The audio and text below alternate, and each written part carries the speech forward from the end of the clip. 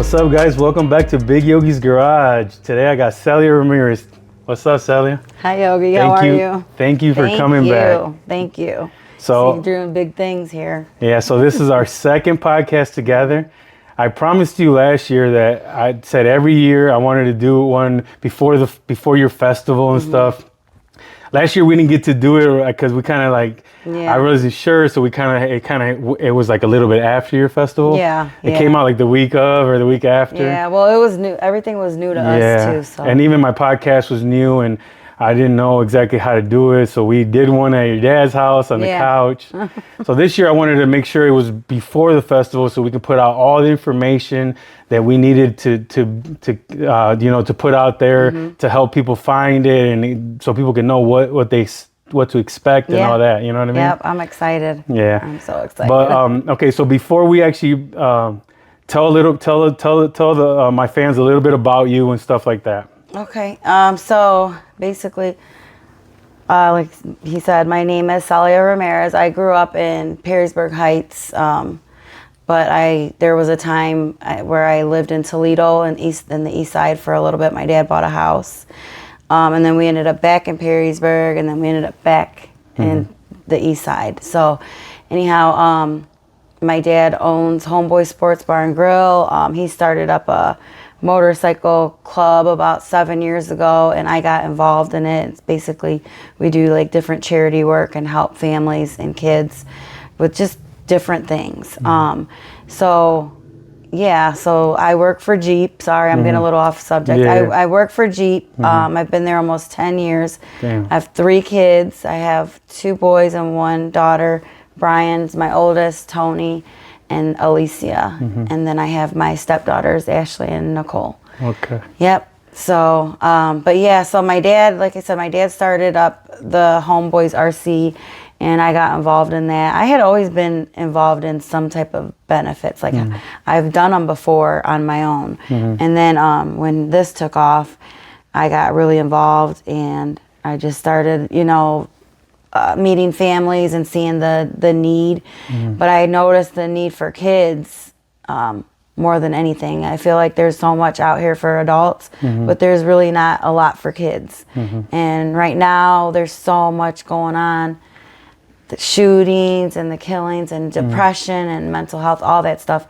And I was just like, you know what, I need to do something and focus on the kids. And I talked with a partner of mine that's in the RC, Johnny. He's my co-founder, Johnny Barnowski, and we talked, and I gave him my idea, and he was like, I want to be involved in it. So him and I got together, and we just started connecting with people and having, people helped us, with paperwork and all that. And then we got lucky and came across the festival. We were asked by Adelante, was it Hope?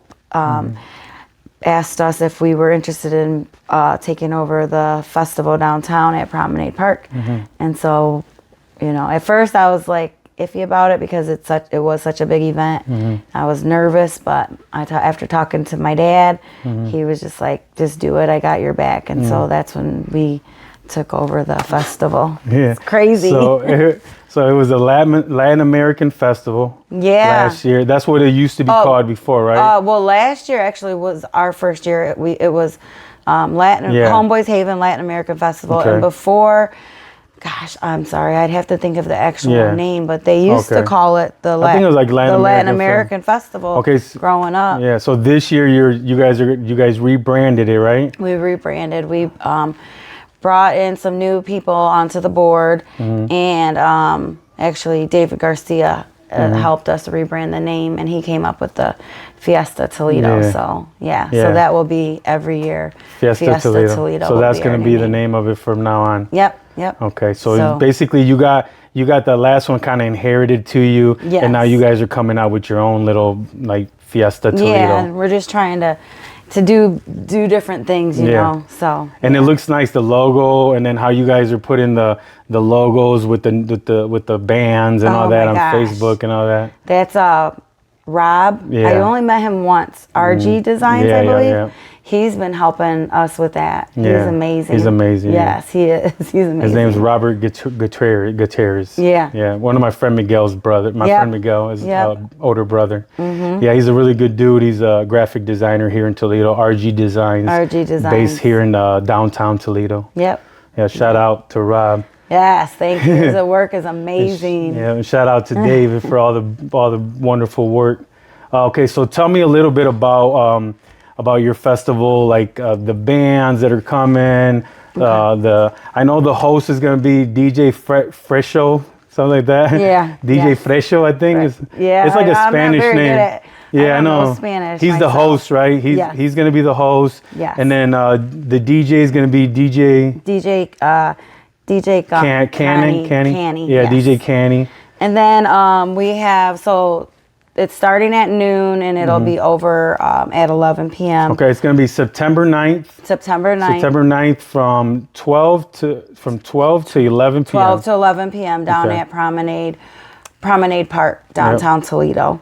So we have El Corazon de Mexico. They're performing.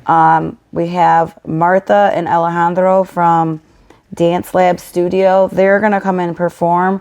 And then they're also going to do where they're going to teach bachata lessons for like 45 minutes. So just like free little lessons. Okay. And then we have, who else do we have? Oh, we also have Jacob Estrada. He sung at my wedding. Oh, did he? Yeah. Yeah. I love Jacob. He's a good guy. Yeah. I'm not very good at Spanish, so pardon me. Las Vocos del Norte. Las Voces del Norte.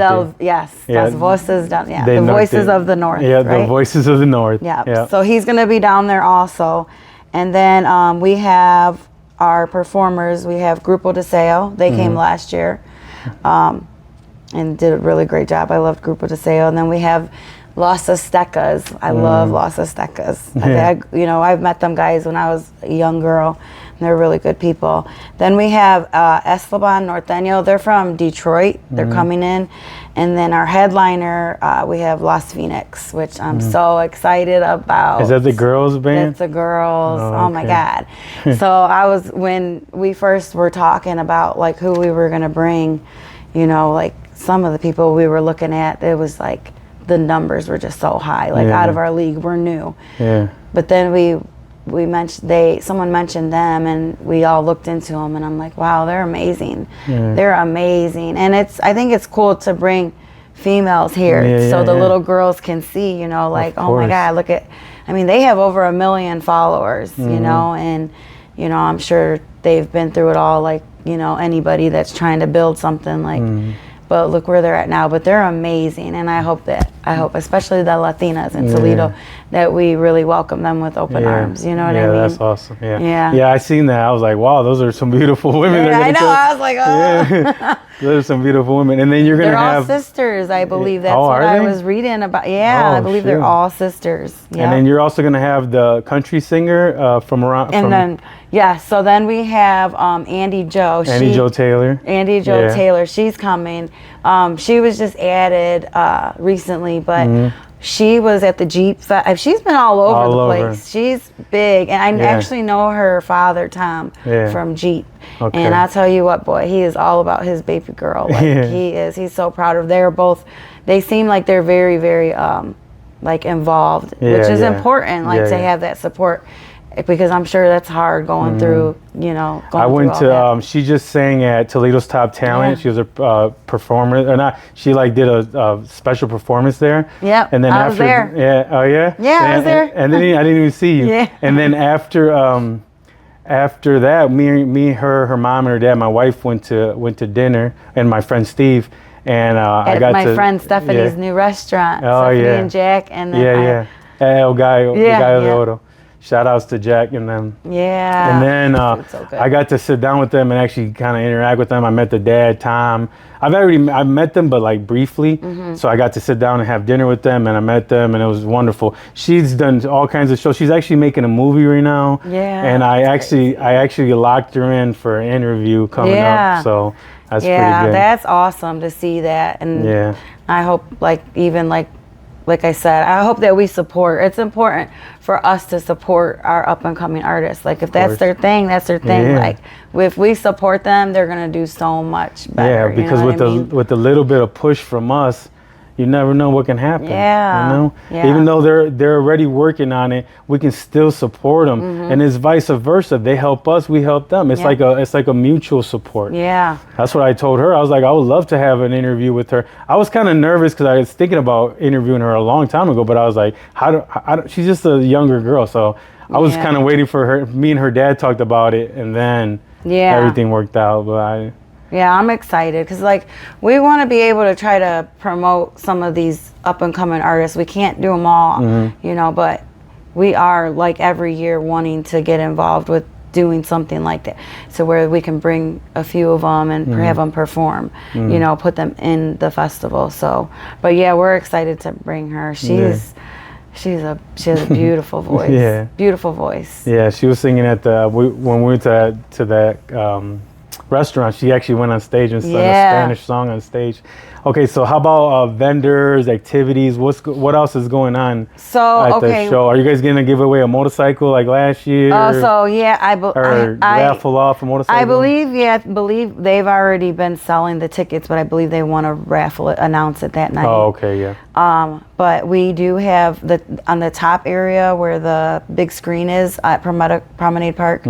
That whole top area is going to be a kids zone. We rented I want to say 7 different inflatable games. My niece actually, Celia, she's on my board. She's actually gonna handle that, and she went all out. So that whole area, that will be open from noon until 7. We also have a car show. There was 10 spots, and I believe each spot, it's $50 to enter, and then I believe the winning prize is $500.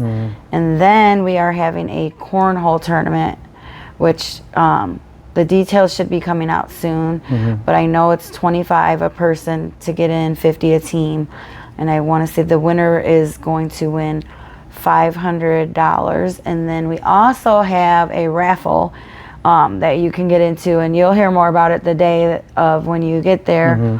But if you come to our festival, you'll be able to put your name into a raffle where the winner will win 2 flights that were donated to us. So it'll be two round trip flights. So yeah, we have a lot going on. So there's going to be a lot of things to do. There's a lot. It's going to be, I'm excited about it. Yeah, so last year's was a success.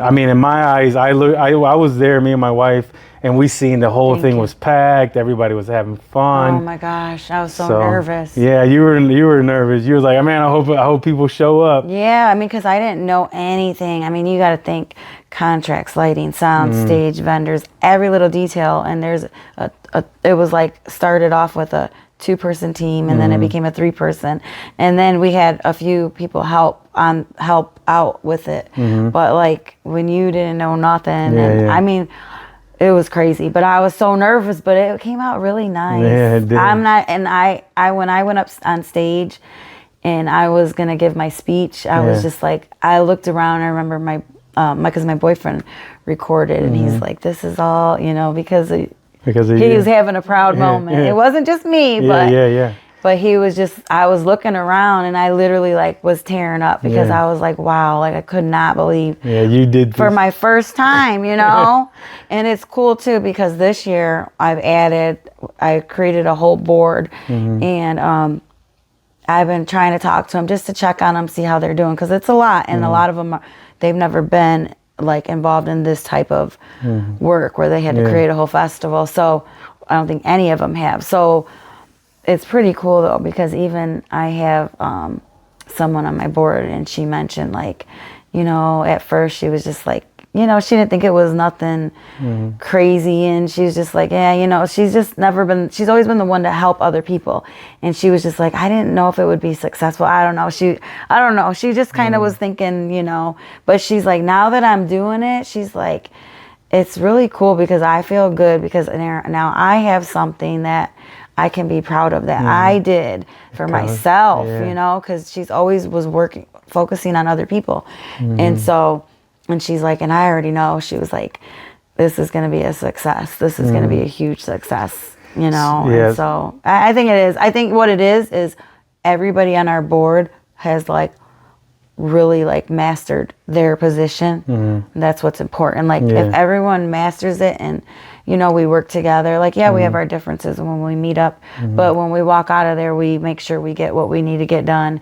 And, you know, they're going to be able to experience the feeling that I felt when they go up on that stage and see everybody there, you know. How important is your team to your success? Oh my gosh, it's so important. Now, I'm not gonna lie, when I first started, like, just because the meaning behind it, you know, this all started because of my brother. So to me, it's like very important. It's like my baby, right? So at first it was really hard for me to get used to having them do things that I was doing, because I was so used to having, even though I was stressed, it was like a relief to have them do it. But I was like, oh, are they gonna do it right? And then I just like, you know what, I gotta quit thinking like that and just believe in them, try to, you know, check on them, try to uplift them and let them learn too. And so like, I've learned to like let go. It's weird sitting back, and I still, obviously I still get my hands and do stuff, you know, because we're all learning, but it's important. If you don't have a team that's working together, you'll never succeed. Of course. You got to rip that Band-Aid off and just say, whoosh, go. Yeah. Let it go. Yeah, and they love it. They're like, okay. Because it's teaching them so much too. Yeah. Just like, okay, so what things were like important, like to change from last year to this year, besides making a board? Is there any other things that you learned last year to implement a better festival with this year? Yeah, I mean, I will say, like, because I did walk around afterwards, I made some calls, and we had a meeting too afterwards, and we went over kind of like things that we could have did better, made notes. That's beautiful, yeah. That's So perfect. that's what we did. And so I kind of just looked back at those notes like, okay, this is what we could do better. And then I taught that to my team. That's awesome, man. That's you know? awesome that you guys actually sat down right after and wrote notes about what you... because if we would have waited, we would have not remembered. You wouldn't remember. Yeah, you of know? course. And we're going to do that this year. Like the team knows, I already told them, like, after this is over, we'll sit down together, maybe have us a nice dinner, you know, and you will go through everything that, you know, what is it, make some phone calls, what could we have done better, and then that's all we can do, you know what I mean? Of course we're going to have our little hiccups, but that's the part, that's just the process of learning, you know. There's always stuff to learn, you know what I mean? And we just go out there and do our best, but I think we're going to be fine. Yeah, we have a really good team. You know. And then, okay, so the festival, tell me a little bit about how Homeboys Haven is like the festival. What does the festival do for your foundation? So basically the festival is a fundraiser. Okay. So in order to have something down there, the city, you have to be a nonprofit. Okay. So they allow nonprofits to go down there and create a festival, which that's a huge space. So you have the opportunity to like create something big if you really want to. And all the proceeds, besides what we put into it, come back to us. And so our goal is to get us our center. Now we're already like in talks with the city. We've already viewed buildings, and, you know, we were just trying to create some type of building fund, because once we get that building, we want to be able to just take off and start getting it together. We do have a lot of the Homeboys RC members who are committed to helping us do things, you know what I mean, and voluntarily paint, you know. And so we need funds to be able to get that building up, not just get it up, but just to maintain it. Everything is... You know, we're doing this kind of like, we have our own jobs, but then we have the center that we're going to be running, which is like, you know, we got to find a way to fundraise. So that's basically it's basically like one of our biggest fundraisers. Okay. So that's what the whole fiesta is all about. Yes. It's all just to raise money for Homeboys Haven. Yep. And Homeboy, we talked about this last time, but just to just in case some people haven't never seen us or nothing, what was your mission for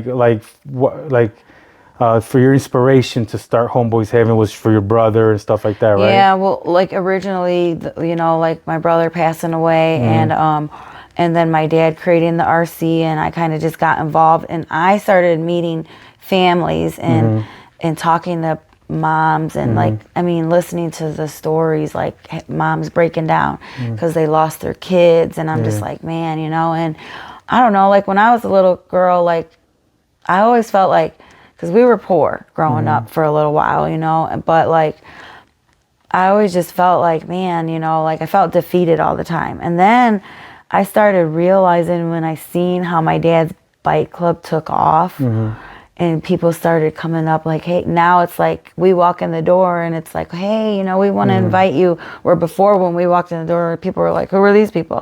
But I see how if you just stick to something, you can make things happen. So my thing was like seeing all these kids hurting. I have kids of my own, you know. I have a son that was struggling, being involved in the wrong things, and thank God he changed his life around. But there's still kids that maybe are involved in that, and I'm just thinking, the way I look at it is like, I want to just help these kids understand like there is opportunity out there, you know. People can tell you whatever, and you know, unfortunately there are going to always be those negative people that try to make you feel like you can't. But I realize like no one can tell me I can't. I can do whatever I want. Like my dad's like my biggest inspiration, and I see what he took. Like, I mean, the Homeboys, it didn't start at the bike club, the name. That started when I was a little girl. Kid, I remember my dad bringing that first T-shirt, like the design. Like he was very determined. It's like our family name, you know. But I don't know. I just want to help these kids, because to me, it's like we're when we leave this world, like, do we want to leave it the way it is? Because our kids are gonna be our grandkids, like, you know, we have to think about them. And I feel like if we come together and we form little things like this, and we come together as organizations and bring these kids together from the east side, from the south side, I feel like we can start seeing change. You know what I mean? But we have to work together. You know? All right, so does your vision involve uniting other organizations here in Toledo? Definitely. Like I would love, you know, like right now we're still trying to get our center, so there's only so much we can do, you know. But like I want a partner. I've tried, you know, I've talked to other people, and there are things that are going to be coming up, you know, coming out that, you know, we're going to be working with organizations. But I will say though, my biggest hurdle, and I told you I wanted to make sure I made that known, is like some of these organizations is like they don't want to work with you, and it's, to me, it's like when I see that, when I go somewhere and I see I'm being treated a certain way, or nobody wants to talk to me or whatever, to me it's like, if you're involved in an organization like that, to me it's like, do you really want to help the kids, or are you just trying to get your name out? I don't know. What is it? But it's like, we got to quit doing that. Let everything else go and just work together. Of course. You know what I mean? It's just some people are worried about the past, or maybe like, or maybe some people are worried about, like, they'll say something like, oh, yeah, but you guys have Homeboys Bar. Or, is that something people say? Yeah, that's something that's the RC or the bar or something. I mean, of course, the bike club, people are going to look at it a certain way because it's a motorcycle club, but it's like, it's not just a motorcycle club. It's what helps my dad. Like, this is what helped save my dad. My dad was so low when my brother was killed, and he almost took his life, and he created this, and this helps him. Like, you can even talk to some of his members, like, he's broke down. Like, there's times he's traveled and he's sat in a hotel room the whole night because he's like, I just want to be home with my brothers, and I want to be helping people. That just is what helps him move forward. Of course. And not only that, but there's so much RC does. There's so many benefits that you Homeboys have had. And then people don't understand, Homeboys is a brand. Yeah. I've been wearing Homeboy shirts since I was a little kid. And when I used to go to Oakdale, I used to wear a Homeboy shirt with the 2 baseball bats and the plate in the middle with the baseball. Like a long time ago, like, I'm not lying to you. When I was a little young kid, my Uncle Peo and your dad used to play softball together. You know that since they was little kids. Their first team was Scuba. And then they became the Homeboys. And then my uncle would bring us the shirts, Homeboys, and I would wear big old shirts, my uncle's shirts, Homeboys, and I would wear them so it's a brand. My flag football team is called Homeboys Flag Football Team. There's a softball team called Homeboys. There's a bar called Homeboys. There's a organization. It's a brand. People, some people don't understand that all of it's not. Yeah, it's united because of the name, but my flag football team is not at the bar. Yeah, we do it sometimes. Yeah, but we're not drinkers. We're football players. Yeah. Like we can separate the organization from the bar, from the RC, from the, like, some people want to group everything together. They don't understand. You're doing this out of your heart for your vision. It doesn't have to do with the bar's vision. Are you the one that buys the liquor for the bar and all that? No, I don't have no involvement with the bar. I know a lot of people think that it's because it's my family, but that's my dad and my sister's thing. And that bar, like, I mean, how many times have we had benefits? That's of course, and it helps so many people. It helps, you know. Free benefits. No one has to pay for nothing. Yeah, so it's like, I just, you know what I mean? The people buy beers and stuff like that. Yeah. But everything else is like, everyone can bring the stuff, right? You guys set everything up and help everyone. Yeah.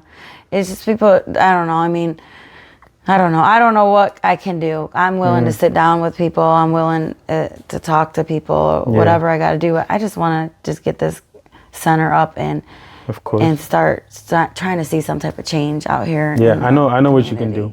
You be the change you want to see. That's what I'm doing. Be the change you want to see in Toledo. Like, you become the #1 organization. You set the standard. You show other organizations this is the way that the organization should run here in Toledo. Yeah. You set the standard, and then everyone else will follow you. And then everybody else will come to you one day and say, hey, Celia, can you work with us? Yeah. Because if people don't want to work with you now, Celia, it's because the people at the bottom want to divide everything, and the people at top work together. And that's why me and you work together. That's why a lot of people are willing to be on your team. I bet you if you message anybody, just about anybody, unless they're super busy with their business, that like you reached out to me, but I'm super busy with my business. I would love to be involved with organizations, but I can't. I don't got time with any organization. I don't got time.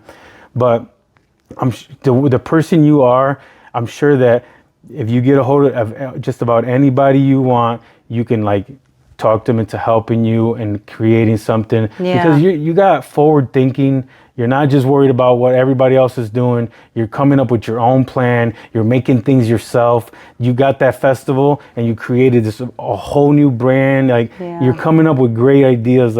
Just keep going and then keep going. Don't let no one stop you. When you're on top, people will come knocking on your door. Yeah. I already know. Yeah. I just hope that everything works out, and I hope, I think too, one of the things we were talking about is, we really got to try to search for the right people in all over, not just the east side, which that's not what we focus on, but if we could find some key players and we can all come together, I think we could really make some big Somebody changes. like Dave, but David Garcia, but one from the north side, one from the east side, one from from one from each side of town, where we can have great forward thinking minds in position to actually do something, man.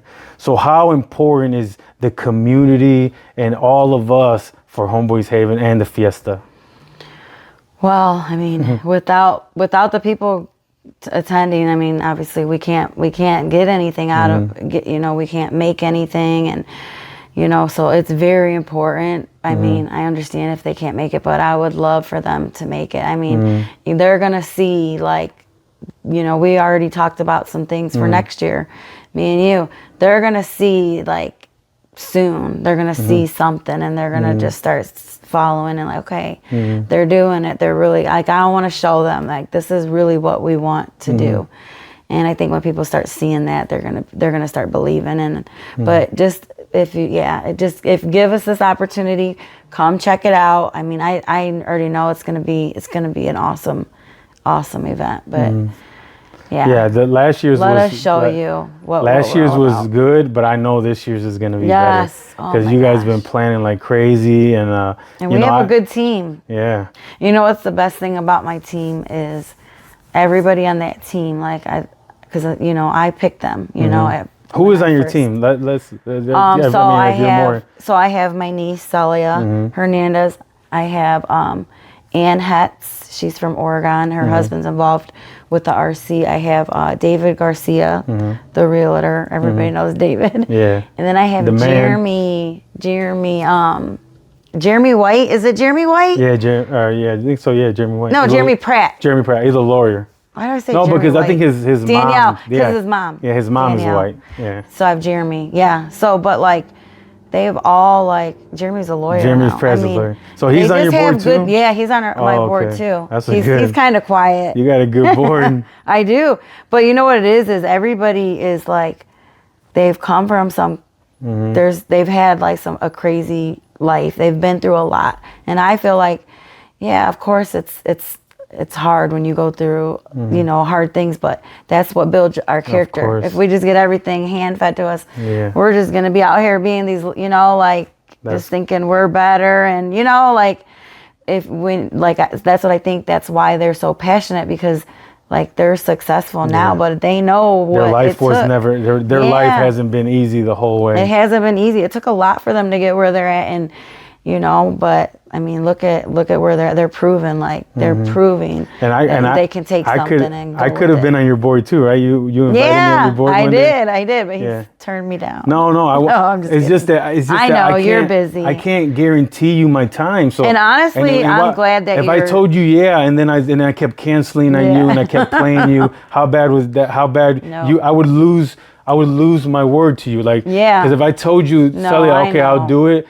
then I want to be 100% with you. And that's the only reason I've told. And a few I know people, you're like that. I know you're good. You go. Yeah, you're and good by your I word. told you I would help you with anything else, like through the podcast, and I can promote all your stuff and all that. But I just can't. I can't be like willing to put that time in for you, man. But I wish I could. Maybe your wife can. Yeah, I think so. I think my wife would be a good person to talk to if you wanted to find more people for your board. Oh, we definitely do. We're gonna be.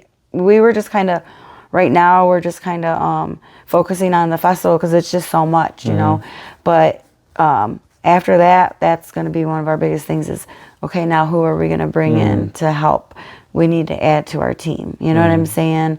And then next year, next year's festival will just be even better because it'll be more people at the table, you know? Oh, okay. Talking about tables, tell me a little bit about the VIP. People can still buy some, or are they sold out? Yeah, so no, I think there's a few left. So, because I know people have been asking, well, can you buy individual?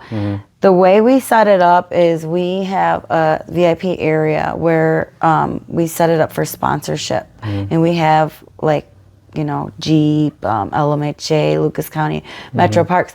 But the way we did is we changed some things. We have like a whole area where they're going to have a table and it's going to have 8 seats. You'll see. I don't want to tell it all. But the VIP will be by table. But that's to promote their business if they wanted to. The lowest one was $1,000 to be able to get that, to promote their business. We'll have their logo on the table. It'll go on the shirt. It will be announced their business. But with us having a few left over, we thought we'll just sell VIP tables. We can't do individual, but the table would be $650. It would come with 8 VIP tickets, which would be about $80. I think it's about $80 a ticket. But then you also get 8 drinks, and then you'll be in the VIP area. Your own beer booth. That will be over there. Oh, okay. You'll have your own little private area, your restroom. It'll be like a VIP area, like a real good and it's kind of roped off, right? Yeah. So now everybody can just walk in and out. No. Okay. Yeah. You'll be when you arrive. We'll either get the names prior, or when you arrive, we'll have a list and we'll have somebody there to escort you. Yeah, that's to cool. I remember. Yeah, we changed it up a little. I remember. I asked you one time, like, when you asked me about something, I was like, you think I could promote the podcast over there? And I was like, maybe I can set up a tent with my podcast stuff. And you're like, let me think about it. And then, like a month later, I said that I seen that you're gonna sell tables. I was like, God damn it! I feel like you guys stole my idea. No, actually, who came up with that was David. David. He's the one. He went down there one day. I didn't even know. We met down there. He started looking around. He was down there. He said for hours just writing stuff down. Like he's so into. He's very good at what he does, like marketing. I mean, he's a realtor, but like marketing. Oh my gosh, He's a beast. Yeah, so he came up with that idea. Yeah. He stole it out of my brain though, because I mean, not only that. I always say things, you know what I mean? I always say things, and I hope some of my ideas just go out and it gives somebody an idea. I don't care, like, because to me, I just want us to have beautiful things. Yeah. I want us to be happy. I want all of us to succeed. Yeah. So I was just like, damn, that's a good ass idea. I was like, maybe when I told Celia about that tent thing, maybe that opened up a little idea. But Dave is smart, man. No, it's a little different from what you Yeah, what I was wanted. thinking was like kind of what, remember St. Dave had a little tent selling shirts and stuff. Yeah. But I didn't that's wanna that's like a vendor thing, right? Like a spot, like a booth. Yeah, like a booth. Yeah, that's a little bit different. This is more of a like, well, I don't want to tell everything. Yeah, you guys will see. Yeah, Just come. Yeah. I promise you, you're gonna have a good time. Yeah, it's gonna be sweet. You know, I was thinking about doing that, like eventually doing like almost like a little tent with Big Yogi'Z Garage, like my thing, and just handing people out flyers and stuff like that. But maybe in the future or something we can do. Because the thing is, I looked at trying to get one of those tables, and I talked to my mom about it. My mom's like, she doesn't see how. The thing is, she feels like my podcast is just a big waste of money. So like our cleaning business is what brings, like she would be more comfortable if we promoted the cleaning business instead of like the podcast. But I want to promote my podcast. I think, honestly, Yogi, I'll be honest with you, because I hear a lot of stuff in the streets, but I just do what you're doing, because believe me, people they're talking about it. Yeah. I will say that. Don't stop. Yeah, I'm never stopping. And it's important too, because your message, like, I think some of these kids, especially the ones that have been on, they're probably like, dang, they probably walk out of here like, all right, he's right, I can, like they need people to motivate them and inspire them. A lot of people are too afraid to open up and tell their feelings, or like have that type of talk. Like it's embarrassing. Like, especially like the Hanos, like we grew up, we didn't talk about feelings, like I just started talking about feelings when I got older. But even like my dad, he wasn't like that. It wasn't until a few years after his son passed away, but we just didn't grow up like that. But it's important to have people inspire you, and like you said, give you that positive message, because you'll start believing it, right? Yeah. So talking about messages, let's go into the next question I had. What message of hope do you want to provide through Homeboys Haven? Oh, I keep saying Heaven. That's okay. What message do you want to provide, like to the kids, to the people, whatever? It doesn't have to be your mission statement. Just like what is like it, as what far is your as core them thing? coming there. I mean, like, this is how I picture it. Like, it's going to be like a safe haven for one. Like, if somebody is going through something and they need to get away and they don't have no one to go to, or maybe they don't feel comfortable, I'm hoping that we can provide something to where they can come, maybe blow off some steam, play some basketball, like an open gym. But I want to create different programs to work on, like, kids' self-esteem and teach them things like finances and different things like that, to show them, like, look, like, maybe listen to different stories like yours, like what you had to go through, what I had to go through, Jeremy, all them, David, like, and to show them, like, look at where we're at. You can do this too. Like, just because you don't have whatever right now doesn't mean you can't have it. You just have to, like, sometimes you just got to have somebody there to support you. So I don't know, like a support. Like a support system. Yeah, like something, big brother, big sister type. I have so many ideas. Yeah. When I get that center, boy, I'll tell you, I'm going to take off with it. Non-stop. Yeah, you got to have a media center. You got to have this. You got to have that. You got to teach kids that there's more than just getting a 9-to-5 and just working at the factory your whole entire life. And like, we got to make sure kids have dreams. We can't suppress their dreams. If a kid wants to be a baseball player, we got to motivate him to be a baseball player. Yeah. And then if he fails at that, then that's fine. Then he can go to school and become whatever he wants. Yeah. But we got to push people. Like stopping kids' dreams is like ruining them forever. That's where kids get depressed and this and that, because once we suppress a kid's dreams, like, let's say a kid wants to be a football player and we're like, no football, you're going to get hurt. that's suppressing his dream. Then like he's like, oh man, but you want me to be a firefighter? Why? I don't like fires. Yeah. And you're making your kid do this and do that. And then like you said that you like when I open up and like sometimes I cry on my podcast, I on my videos I tear up if I talk about some certain thing. Yeah. Because I don't let nobody's peer pressure change me. I'm the same Yogi that you met when I was 25 years old. I'm the same person that you met a long time ago. Right. Like I'm the same dude. I'm the same kid when I was a little kid, and I bumped my knee and I got hurt and I wanted to cry. I would cry, and nobody was there to tell me stop crying. You're a man, because I never had a dad. Like my dads were never around. My real dad was never around. So nobody ever told me like. But you know, you've probably heard men say, stop crying to their son. You're a man, stop crying. Don't be like that. Yeah. That right there is why there's so many men that don't want to open up and don't want to, because their fathers were hard asses. And their fathers would be like, don't be like that. That's what girls do. Don't do that. Don't cry. Do this, do that. You got to do this. You got to become this. You got to be, and then you start molding a person to become the person that they're not. Yeah. You can't even let that kid be who he is. You start making him become who you want him to be. Yeah. And then he don't even like, sometimes a kid don't even like football. And the dad's like, you gotta like football, you gotta like football. And the kid freaking hates football. Yeah. You gotta let kids do what they want to do. And you gotta support them. Support them in their dreams. I couldn't imagine I mean, I didn't have my mom around like my whole life, unfortunately. She was in and out. She was in and out, but you know, my dad was always there. Like he always supported everything we did. He never got frustrated with us. Like, and it's crazy to think about it now because I'm like, man, Daddy, you were dragging us around to all the games, and he's always been inspirational. Yeah. But there's certain things that, you know, that he probably wishes he could work on. But it's like, it's like, you know, when you grow up a certain way and you're being taught a certain thing, that's just what you believe, you know, and you got to find a way. If it's not right, you got to find a way to get them to believe otherwise. And then when they start doing stuff and they start seeing like, okay, I did this, you know, like, okay, I did this, I did it. And then they're like, okay, I want more. Yeah. I don't know. That's how I when I look at people now, I always think, okay, well, instead of me judging you now, like I need to get to know you, see why are you maybe somebody that's just don't like me or something. Why are you like that? What is it that you've dealt with that made you? Because really deep down, so I don't think that's who you are. I think you're just hurting. You just don't know how to express it.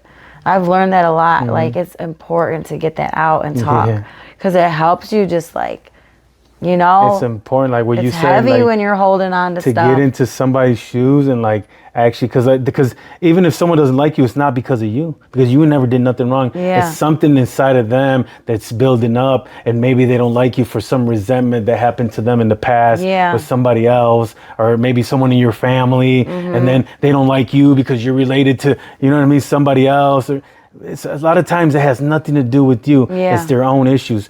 But by you saying that, you can actually step in their shoes and like feel who they, man, I have the same thing. For real. I'm like, I swear. I can feel their hurt and their, I swear, everyone's like, you're such a sissy. Because like, I'll go somewhere, I don't know, or I'll see a story and I'm just You're like, crying. I feel like I can feel what that person is feeling. And it's like. I swear, that's me too, bro.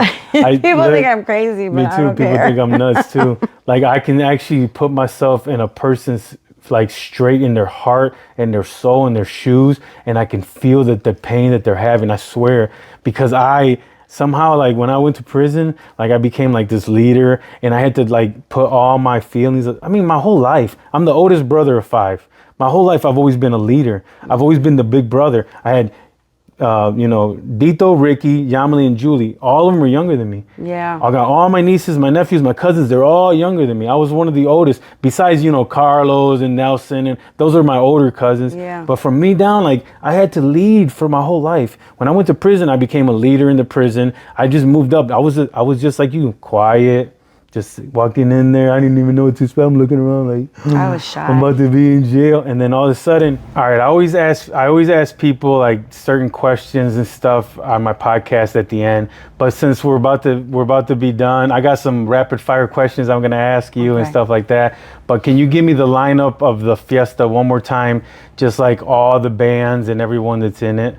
Okay, so Or, I'm just going to you know. read the names. Yeah, just read the names. Okay, we got Andy Joe, El Corazon de Mexico, Martha and Alejandro from Dance Lab Studios. And then they'll also be teaching the bachata lessons. We got DJ Canny, sorry, Grupo Deseo, Las Aztecas, Eslaban Norteño, and then we have Los Phoenix, and then we have Los Voices del Norte. Yep. So that's our whole That's going to be the whole lineup. Yep. All And right, then cool. we also, like I said, we also have our cornhole tournament.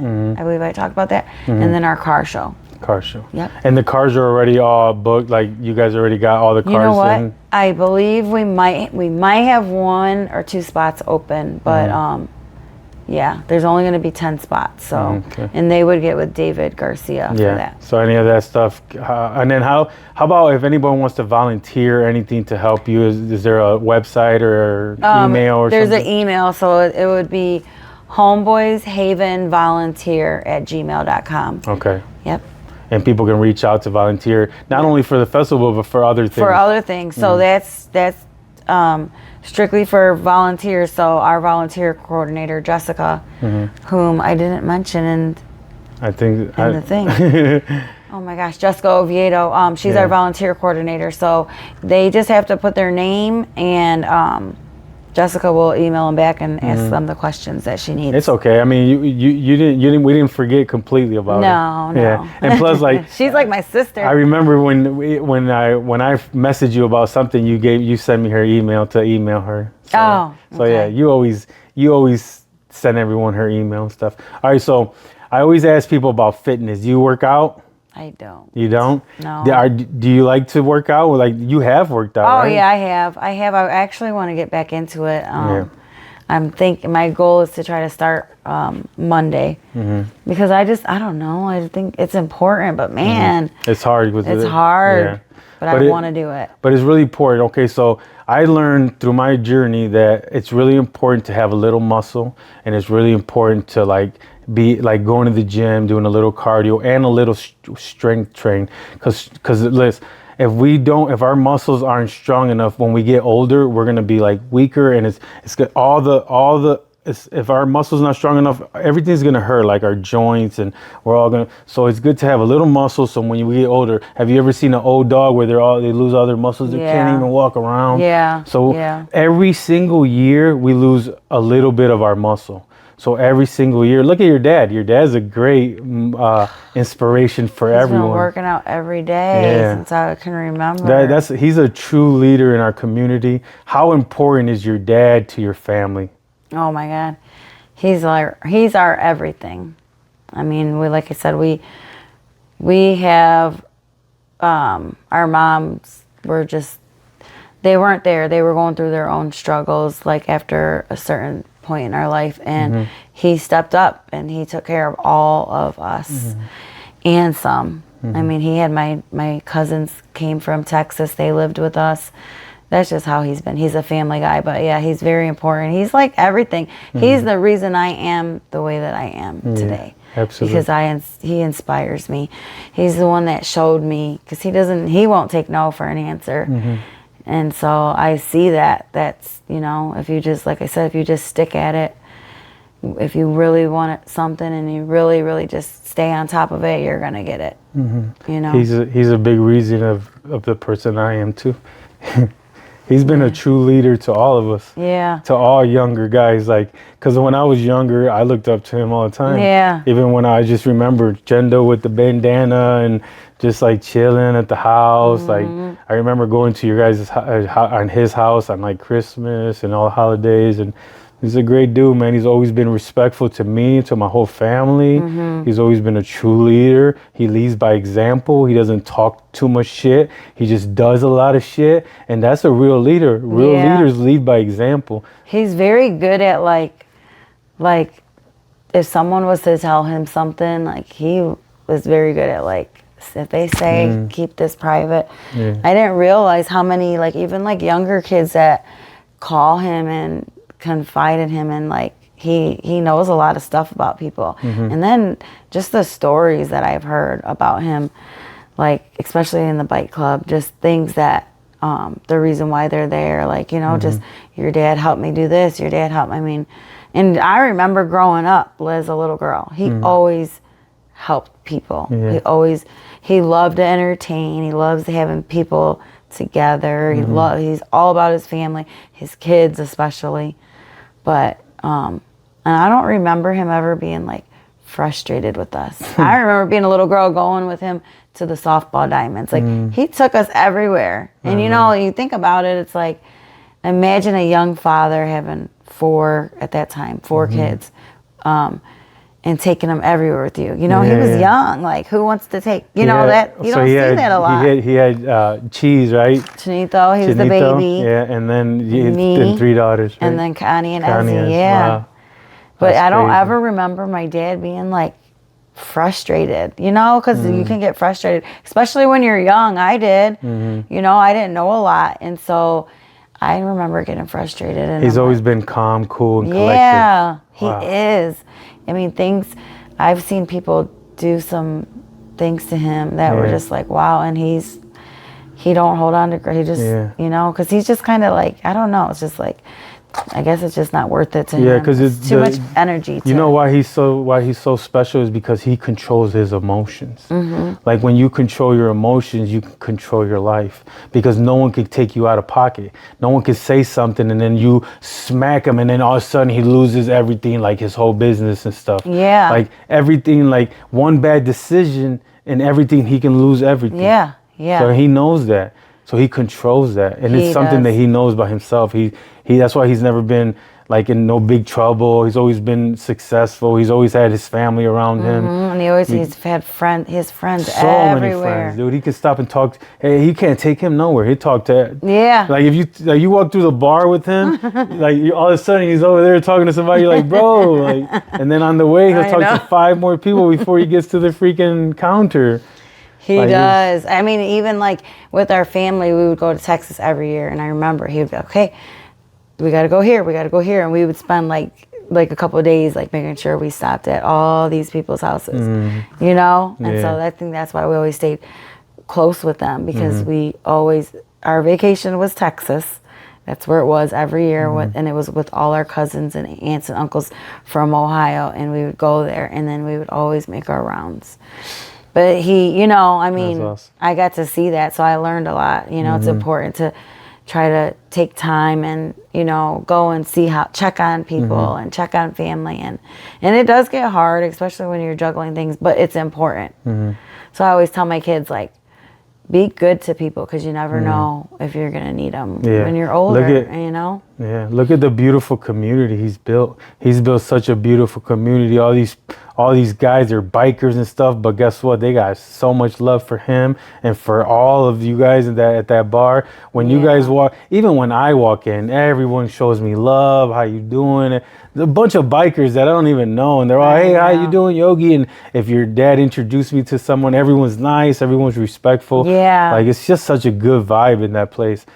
I know, and I hope that people eventually see that, because that's one of our hardest things, is like the bikers being there. And it's like, man, if only you guys got to actually really get to know them, because they're all like normal people with normal jobs. They just want to be involved in something positive, and it helps them. There's guys in there, not just my dad, but there's other guys in there, even women that are you know, might have lost a child or someone that's affecting them, that, you know, and so they get involved. And when you start helping people and those people like come to you like, oh my God, you know, means a lot. And you know, that right there is just like, it makes you feel good. And it's like, okay, I want more of that. I want more of that, you know? I love it. When people write me stuff like on Facebook or something like, hey, Yogi, you helped me lose 30 pounds. Thank you so much.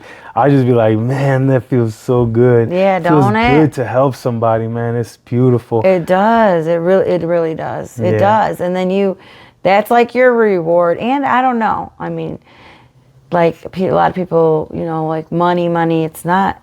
Because I actually, someone asked me the other day, how does it feel to see this money, but it's not yours? And I'm like, well, that's not why I started it, you know? Like, I have a good job. I'm thankful I work at Jeep.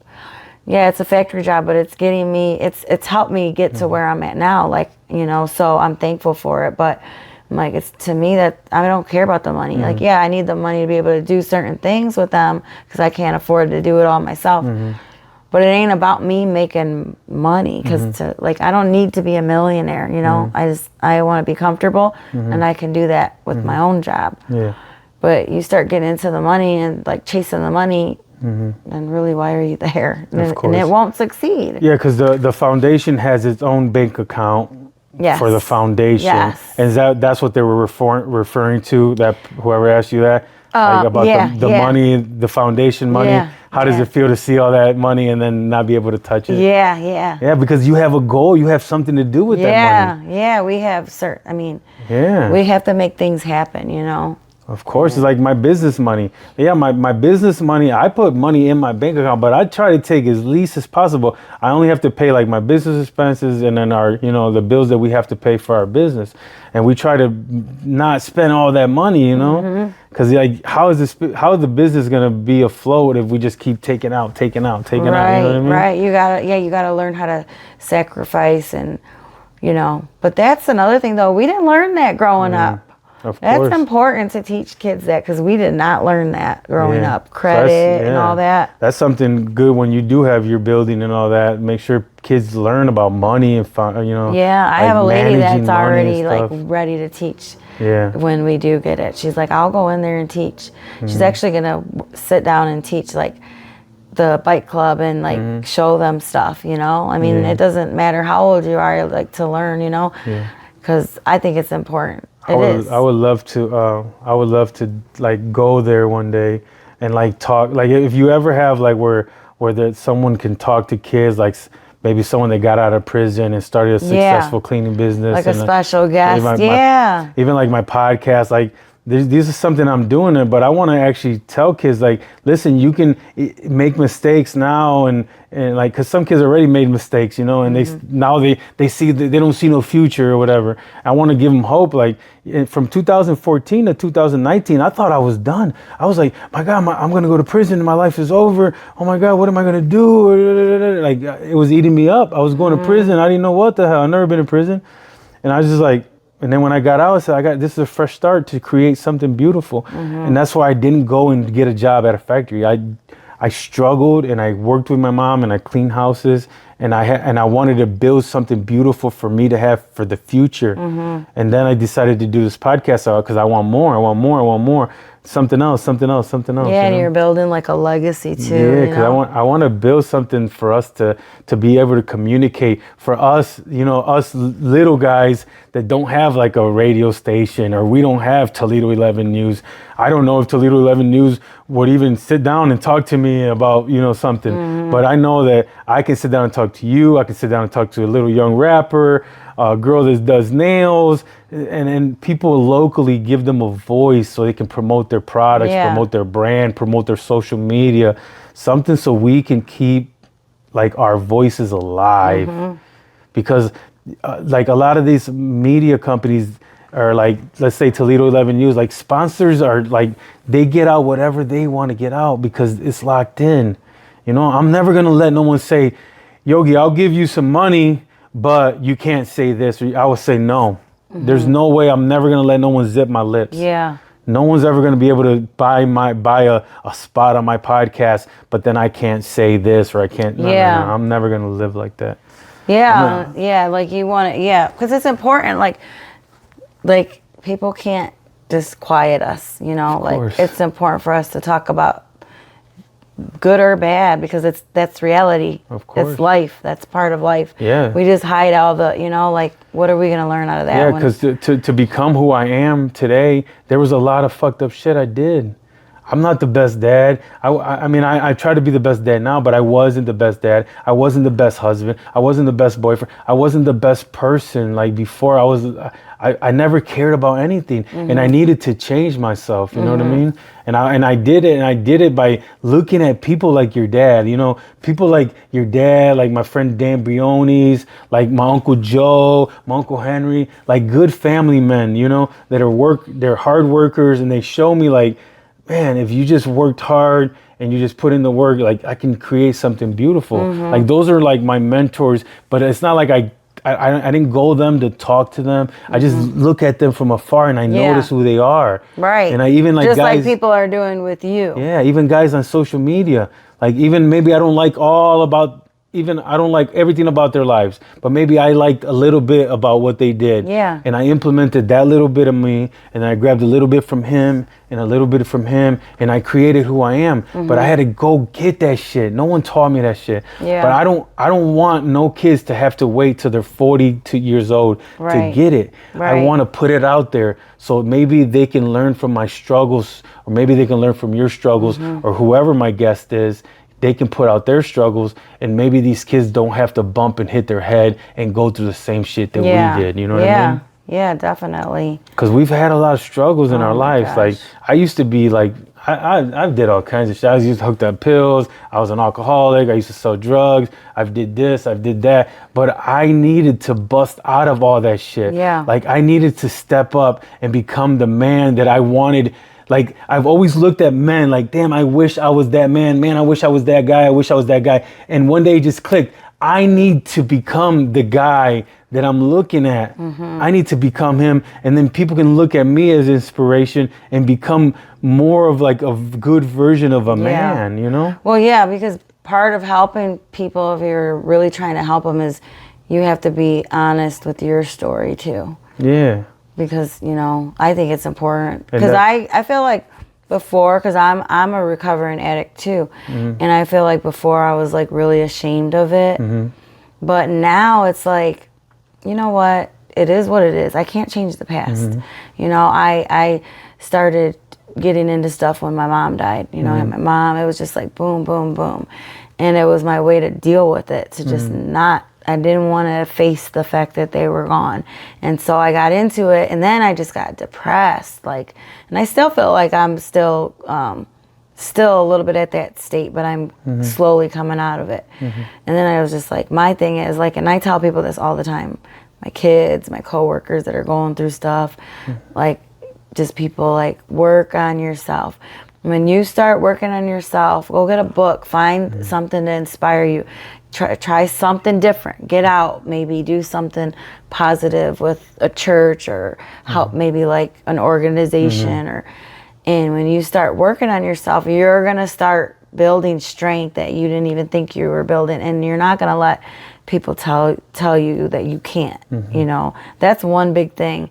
Like, I know, like when people say no to me, it just fuels me, because now I know, like, no, what do you mean I can't? Yes, I can. I can do the same thing you do. But that's just how I grew up. Like, I felt like I always felt like, you know, being poor. I was Hispanic. You know, I mean, that we know, you know what it's like to deal with, you know, like racism, being, all that, favoritism, and all that. Everything, you know. I mean. And it's just like, it's hard to fight that when you got people saying that. It's like, they make you, especially when you're a kid, you believe it. You're just like, and it stops you from doing anything. Man, I didn't do anything in high school because I was too embarrassed. I was too shy. You were shy, huh? I felt like I wasn't good enough. Like, I didn't never have the money. Like, we didn't have money to have nice things back then. And I let that stop me, and I'm just like, man, why? But that's just part of my journey, I guess. When did you get your voice? Like, when do you feel Literally, like I feel like I just got my voice when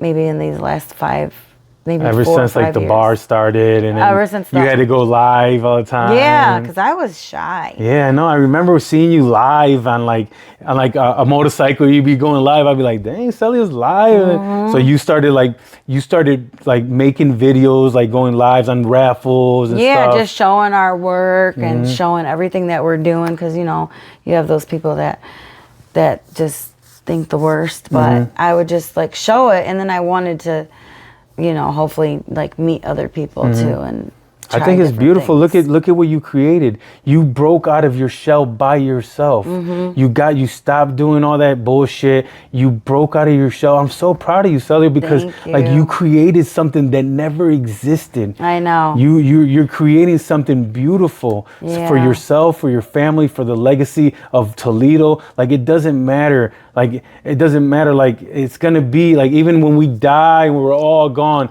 that building's gonna be there. That name's gonna be there. Maybe our grandkids, great gang, somebody's still gonna have that. As long as you put the work in now, there's this thing called the one, right? There's every family has the one. Your sister Connie is like, she's like the one for real. Yeah. Because if you really look at it, she's the one that put in like the hard work to like for you guys to start this, you know what I mean? Yeah. So but you can become the one in your family, right? And like with you and your kids and all that, and then you create this like out of your sister created this beautiful thing, and now you create this beautiful thing. So your two sons, your daughter and your stepdaughters, they can have a beautiful life later on. Yeah. Like you're creating something beautiful for them, and all their little struggles and all their little pains are all going to go away because you're leading them the correct way. You're creating something that never existed. Yeah. I mean, man, there's organizations and there's this and there's that,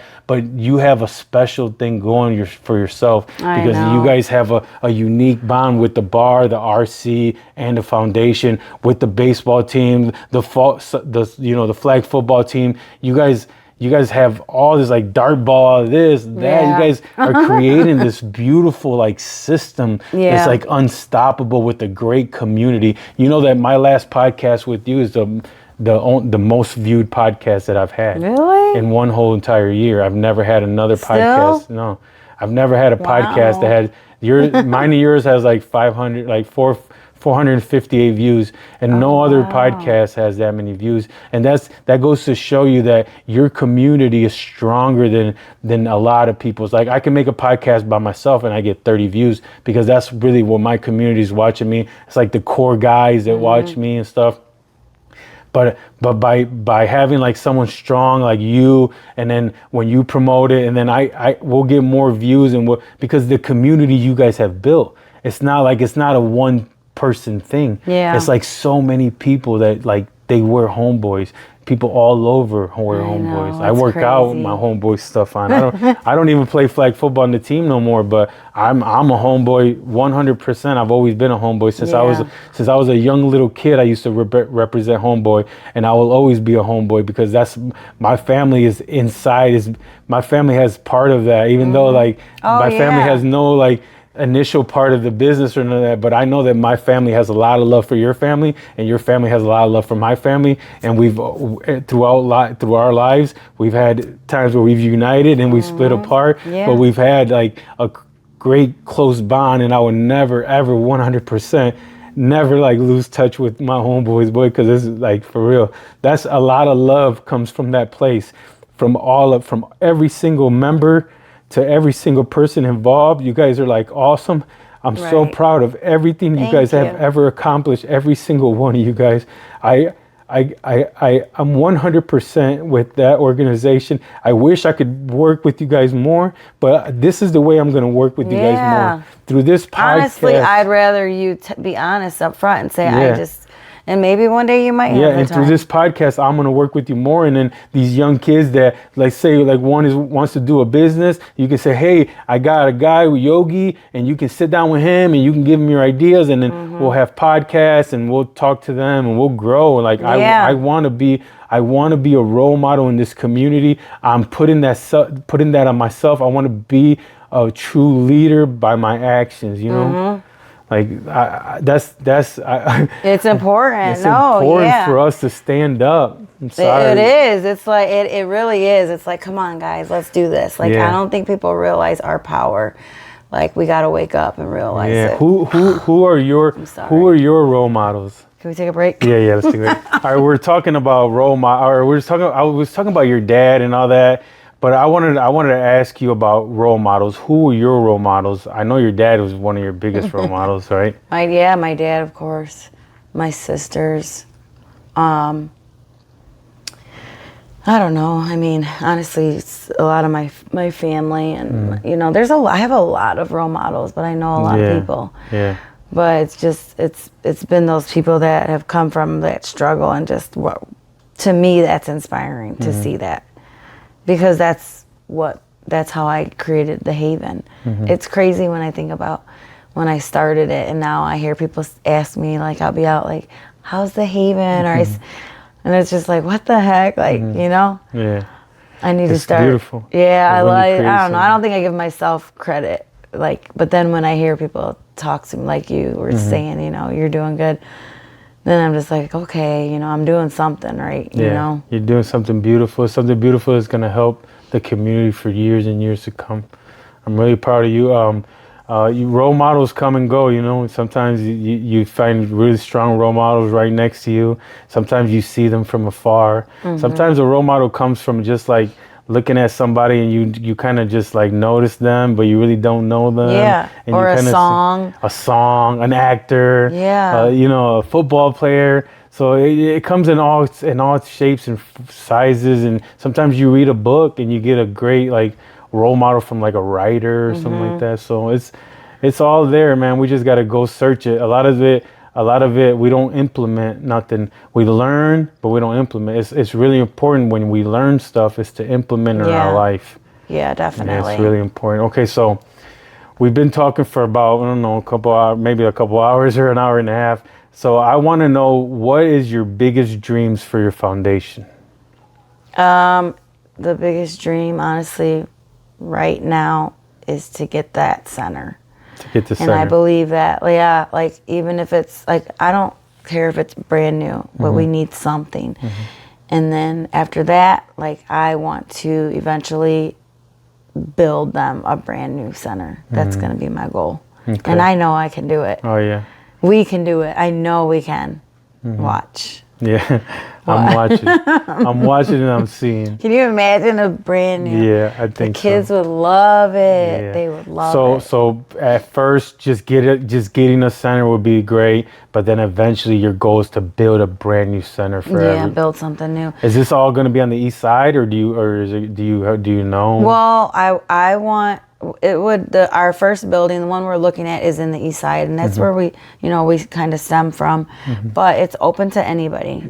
Like, I don't care where the kids are from, anybody's welcome there. And once we do get the center, I want to branch out and talk to different organizations from different sides of town and come up with different programs to bring them together. Okay. You know, but if I could get one on each side of town.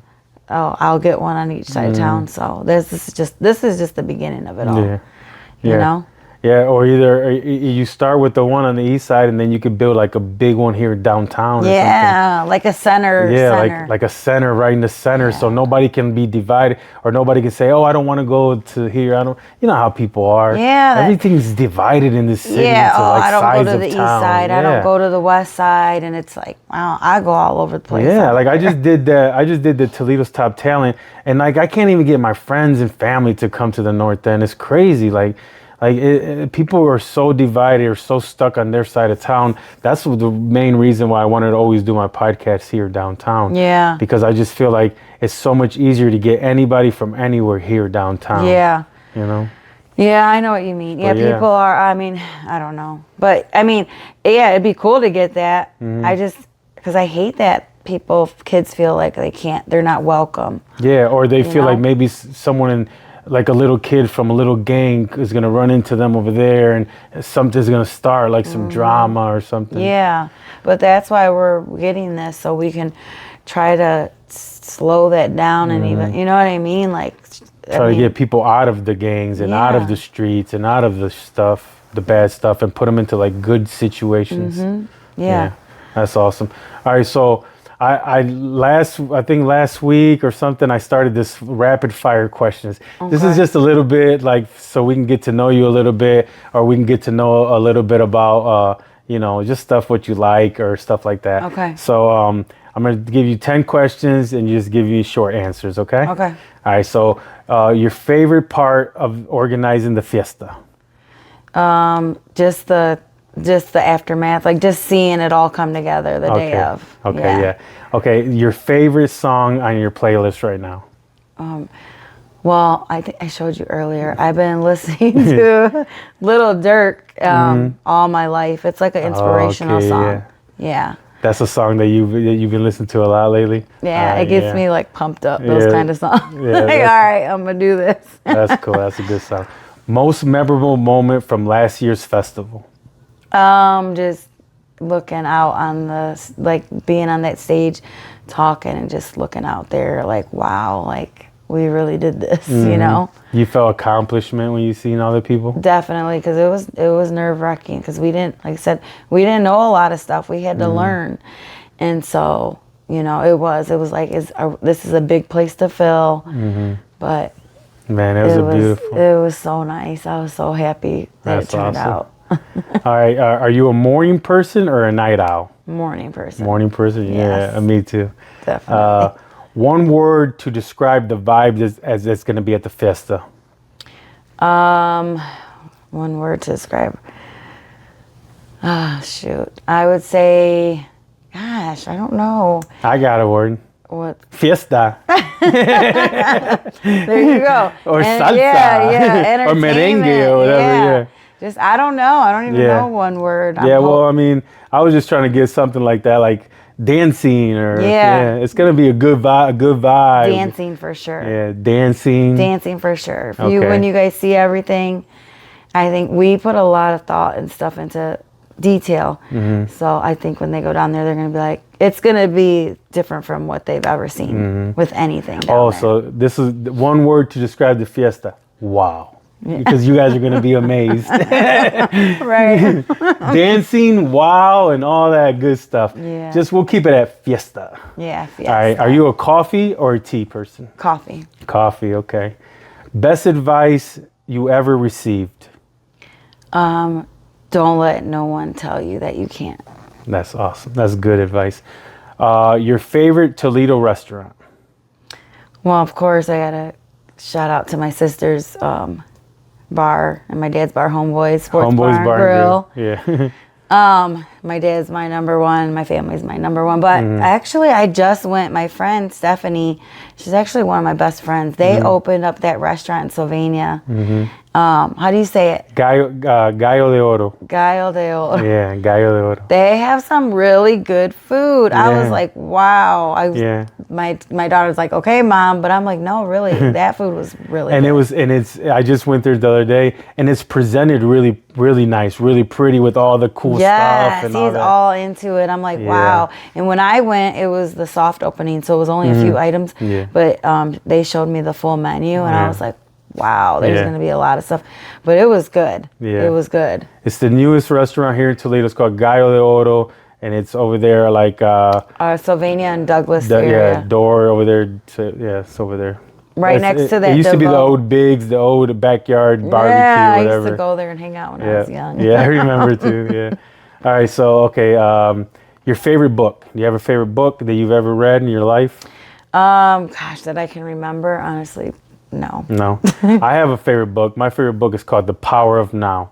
It's a really good book. It's a really good book to recommend to anybody that's struggling with depression or anybody that thinks about the past or the future.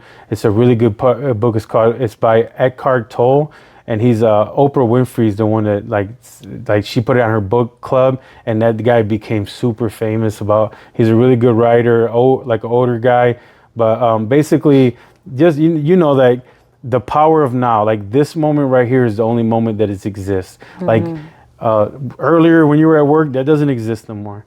Tonight when you go home to your, you know what I mean, that doesn't exist either.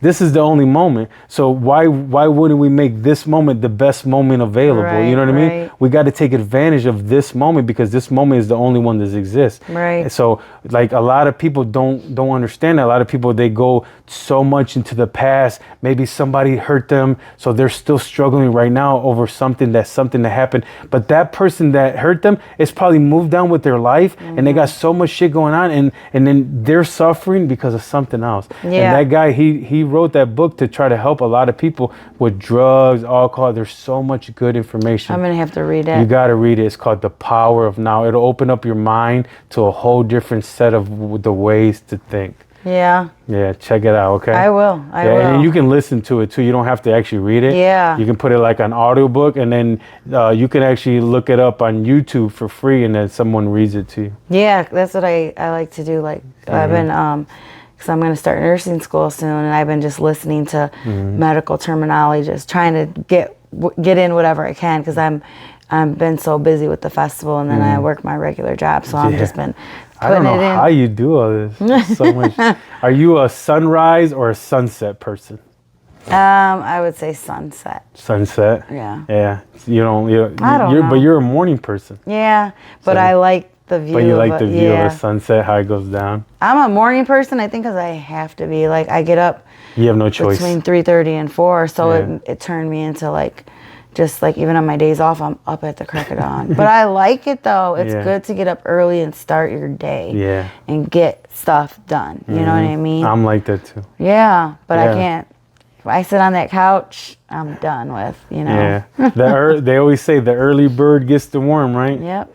And right. I think that's true. Yeah, that's awesome. All right, so thank you so much for coming. That was the last question.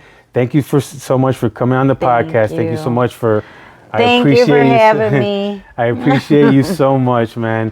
Make sure you guys follow, or make sure you guys subscribe to my channel, like, share. Make sure you guys go to the festival, the Fiesta. What's the actual name? Fiesta Toledo. Fiesta Toledo, September 9th. It's going to be from 12 to 11 p.m. Yes. At Promenade Park. Yes. Thank you guys so much for watching the podcast. We'll see you next week on Big Yogi'Z Garage. Let's go.